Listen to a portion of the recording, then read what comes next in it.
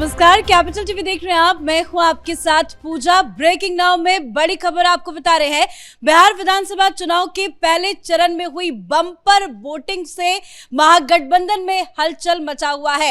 NDA bumper और भारी margin के साथ जीत का दावा कर रही है, तो वहीं नीतीश कुमार ने भी सभी का धन्यवाद जताया है और दूसरे चरण में भी बम्पर वोटिंग की उम्मीद जताई है। लेकिन बुध से जो रिपोर्ट आ रही है उसको लेकर तेजस्वी यादव परेशान है और इसी के साथ दूसरे चरण के चुनाव के लिए भी प्रचार तेज हो गया है। आज पीएम मोदी की 2 बड़ी रैलियां हैं, तो अमित शाह से लेकर योगी आदित्यनाथ, राजनाथ सिंह तक तमाम बड़े नेताओं का आज धुआंधार प्रचार बिहार में होना है। लेकिन कल जो वोटिंग हुई 65% का आंकड़ा पार हो गया, उससे महागठबंधन में क्या चल रहा है आपको एक एक का डिटेल्स बताएंगे। मेरे साथ जुड़े हुए हैं कैपिटल टीवी के एग्जीक्यूटिव एडिटर राजीव जी। सर, 65% से ज्यादा का मतदान, ऐतिहासिक वोटिंग हुई है। महागठबंधन में इसको लेकर दावा किया जा रहा है कि नहीं, सरकार बदलने के मूड से ये वोटिंग हुई है, तो एनडीए कह रही है कि नहीं, हम भारी मार्जिन से जीत रहे हैं। कल की वोटिंग के बाद महागठबंधन में क्या चल रहा है? देखिए, जब लालू प्रसाद यादव की सरकारें हुआ करती थी और उस समय जब बम्पर वोटिंग हुई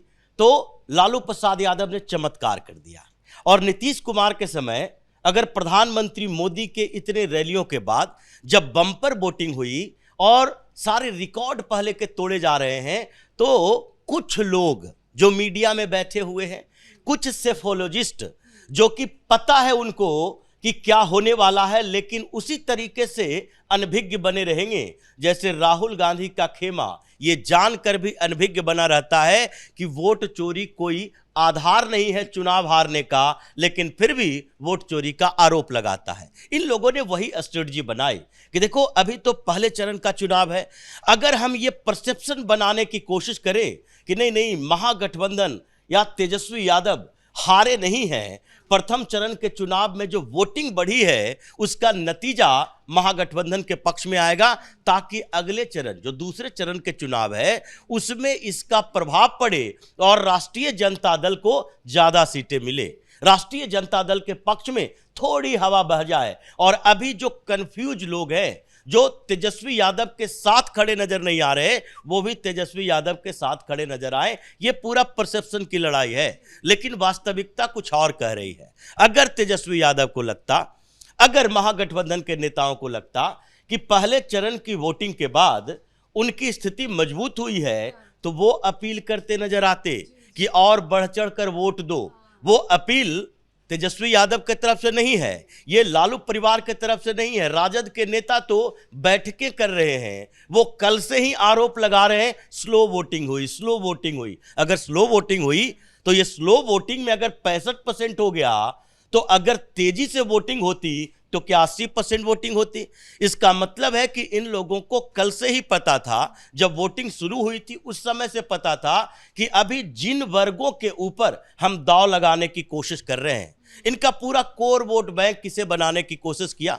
राहुल गांधी का अभी आधार ईबीसी और साथ ही उसके साथ दलित को जोड़ना है, ताकि ये जो जानते हैं कि मुसलमान वोटिंग करेंगे, तो उनके अंदर भारतीय जनता पार्टी का ऐसा डर दिखाया गया है कि वो न प्रशांत किशोर की तरफ जाएंगे और न ही किसी दूसरी पार्टी की तरफ जाएंगे, वो सीधे महागठबंधन के उम्मीदवार को वोट करेंगे। जहां पर मुस्लिम पॉपुलेशन 50%, 65%, 70% है, उन जगहों पर तो ओवैसी को वोट करने के लिए मुसलमान तैयार है, क्योंकि उसको लगता है कि यहां पर तो सारे उम्मीदवार मुसलमान ही हैं।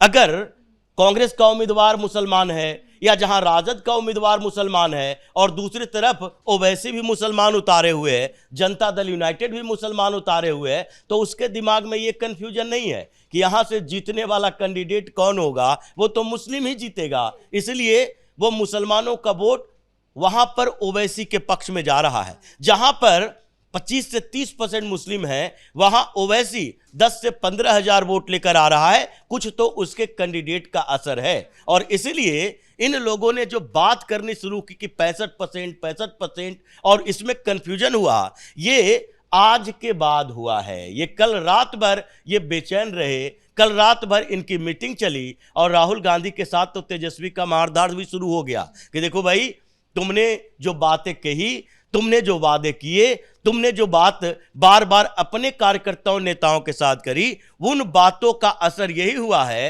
कि लोग इस बात को मानने लगे कि इस पूरे चुनाव के दौरान, प्रचार के दौरान तेजस्वी यादव और राहुल गांधी ने एक ही बार 2 बार मंच शेयर क्यों किया। क्यों तेजस्वी यादव नालंदा में राहुल गांधी के साथ नजर नहीं आए, बेगूसराय में राहुल गांधी के साथ नजर नहीं आए, और क्यों राहुल गांधी उन क्षेत्रों में नजर नहीं आए जहां तेजस्वी यादव राजद के नेताओं के प्रचार करने के लिए गए थे। तो ये रात भर इन लोगों के बीच मीटिंग हुई और बूथ एनालिसिस होता रहा, और यही बूथ एनालिसिस का नतीजा है कि जो गोपालगंज का क्षेत्र जहां से लालू प्रसाद यादव खुद आते हैं, लालू यादव का वो क्षेत्र रहा है और उनका घर भी वहीं पड़ता है फुलवरिया में, लेकिन उस जगह पर जिस ओबीसी ईबीसी दलित की बात कर रहे थे, वहां पर सीधे महिलाओं ने तो सीधे तौर पर कहा कि हम दलित हैं, ओबीसी हैं, ये जातियों में मत घेरो, हम ये मानते हैं कि हमें बाहर निकलने का अधिकार नीतीश कुमार ने दिया, हमें स्वतंत्र तौर पर जाने आने का अधिकार दिया। स्टेशन से उतरकर जब घर की तरफ आते थे शाम के 5 बजे के बाद, हमारे हस्बैंड हमारे साथ होता था, फिर भी ये दिक्कत होती थी कि वो डर से कांपता था कि कहीं हमारे सामने ही इसे उठाकर न ले जाए और हम कुछ कर न पाए। ये महिलाएं वो है जो 45-50 साल की है और इसने अपने बेटियों को भी यही बताया कि देखो तुमने वो चीजें नहीं देखी है जो हमने देखी है, आज तुम देखो इस चीज को कि अगर ये परिवर्तन होता है तो उसके बाद तुम्हारे लिए कितनी कठिन स्थिति हो जाएगी। ये बातें कर रही हैं और इसीलिए दलित परिवार ने खुलेआम कह दिया कि हम बीजेपी को वोट दिए। ये छिप छिपाकर होती है, सीक्रेट वोटिंग होती है, लेकिन उनके अंदर ये विश्वास है कि हम अगर भारतीय जनता पार्टी को वोट दे रहे हैं तो खुलेआम बोले, बात करें। और यही वजह है कि गोपालगंज जैसे क्षेत्र में राजद के कुछ गुंडों ने मिलकर उस दलित परिवार की पिटाई कर दी, मारा पीटा कि क्यों दे रहे हो वोट उसको। इसका मतलब है कि वहां जहां पर राजद का ये वर्चस्व है, जिन क्षेत्रों में उसकी संख्या ज्यादा है और जहां पर एनडीए के लिए वोटिंग वो वर्ग दे रहा है जो उन लोगों से प्रताड़ित है, उसके साथ इसी तरीके से पोस्ट पोल वायलेंस हो रहा है, जैसे कि पश्चिम बंगाल में हुआ, जैसे उत्तर प्रदेश से खबरें आती है कि देखो एक मुस्लिम महिला ने वोट दे दिया भारतीय जनता पार्टी को। क्यों? क्योंकि उसके दिमाग में चल रहा था कि जैसे ट्रिपल तलाक के खिलाफ मोदी ने जो कानून लाया है उससे हमारे बच्चे को फायदा हुआ, हमारी बच्चियां जो है सुरक्षित हुई है। जो खुद प्रताड़ित थी ऐसे ट्रिपल तलाक के कारण, उसने कमिटमेंट के साथ मोदी को वोट दिया और उसका हस्बैंड जान गया तो उसकी पिटाई कर दिया, जिसके खिलाफ एक्शन बात। दलित की पिटाई पे राहुल गांधी कुछ नहीं बोलेंगे, चुप रहेंगे? राहुल गांधी तो कुछ नहीं बोलेंगे, तेजस्वी यादव कुछ नहीं बोलेंगे, लेकिन नीतीश कुमार तो बोलेंगे, प्रधानमंत्री मोदी तो बोलेंगे। और नीतीश कुमार सिर्फ बोलेंगे नहीं बल्कि करके दिखाएंगे, क्योंकि ये तो दलित एट्रोसिटी का मामला है। इसमें तो 1-2 नहीं, ये सैकड़ों लोग जो गांव में आसपास सब मिलकर उसकी पिटाई की है, उन सब की गिरफ्तारियां होगी। और इसलिए इन लोगों ने ऐसा क्यों किया?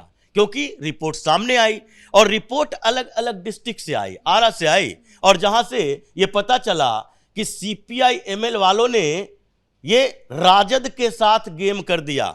उन लोगों ने कहा कि भाई हम तो मांग रहे थे कि 40 सीटें हमें मिलनी चाहिए, कम से कम एक डिस्ट्रिक्ट में 1 सीटें मिलनी चाहिए, ये तो पूरे कम्युनिस्ट पार्टियों को मिलाकर हमें 30 सीट दिया, तो हम आगे क्यों राजद के लिए हर जगह पर प्रचार करते रहे, हर जगह पर हम इसको वोट दिलवाते रहे और हमारी संख्या उतनी ही रहेगी जितनी की पहले थी, उससे भी कम होगी। तो ऐसी स्थिति में अगर इसकी सरकार बाय द वे बन भी जाती है, संभावना तो नहीं है, तो उसमें हमारी क्या औकात होगी? हमें तो उसी तरीके से ट्रीट किया जाएगा जैसे पहले महागठबंधन में ट्रीट किया गया। इतने अच्छे परफॉर्मेंस के बाद भी हमारी सीटों की संख्या नहीं बढ़ाई गई, तो ये परसेप्शन बना था। और हर जगह से जब बूथ की रिपोर्ट आई तो पता चला 20 से 25% जहां पर वोट राजद को मिले हैं, वहां 40% से ज्यादा वोट एनडीए के कैंडिडेट को मिले हैं। और जिन लोगों को इन लोगों ने माना था कि नहीं नहीं ये तो हमारा वोटर होगा, वो वोटर बूथ तक जाते जाते पलटते नजर आए।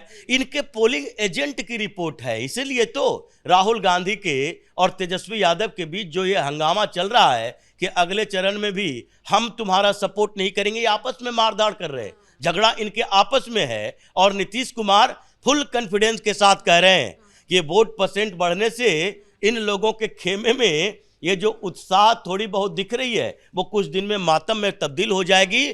पहले चरण की वोटिंग के बाद जो एनालिसिस रिपोर्ट आए हैं उसका मतलब है कि ये पिछली बार की तरह 59 पर एनडीए नहीं है।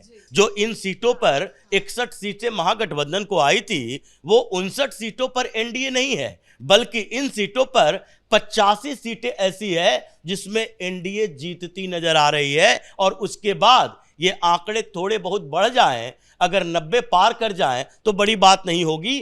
20 से 25 सीटें ये महागठबंधन के खाते में आ सकती है पहले चरण के चुनाव के लिए। इसलिए बेचैनी है कि दूसरे चरण से पहले हम कुछ ऐसा काम कर लें जिसके कारण हमें अपना सम्मान बचाने में आसानी हो।